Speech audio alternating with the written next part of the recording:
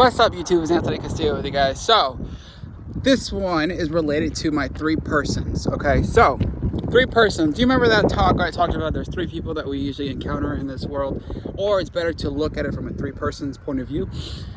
Well, this one is on the basis of...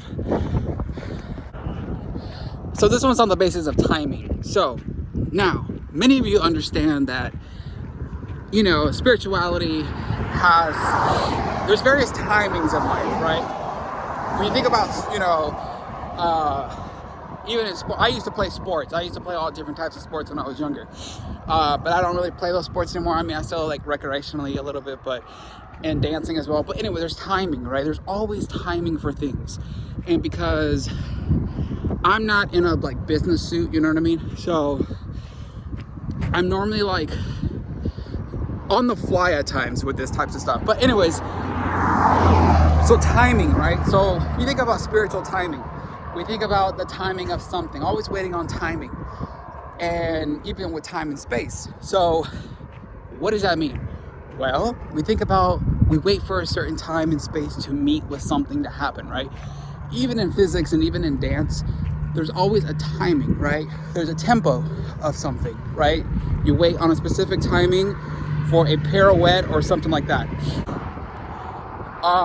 Because there's always like this like electrical like magnetic charge that is happening with timing, and normally is done by just waiting on a specific timing in a movement, or specifically in a interaction with someone. So basically, this idea of timing can be applied to many things, right? And can also be interjected, I'd say. No, I wouldn't say the word interjected. I'd say the words like, it can be counter timing. Does that make sense? No.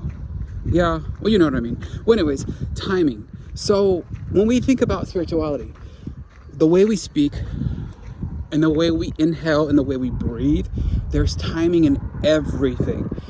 And sometimes when the timing of something is going to happen, we got to be ready, right? We genuinely have to be ready to like negate that timing or be ready to anticipate that timing, right?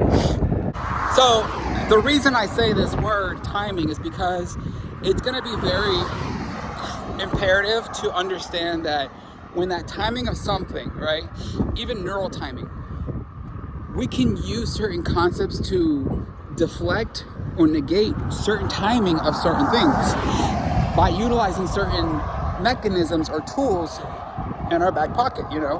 I remember a dance teacher a long time ago had told me about, like, put it in your back pocket, this type of like conceptual work that we do, or like composition, like even in composition, it's just it's in your back pocket.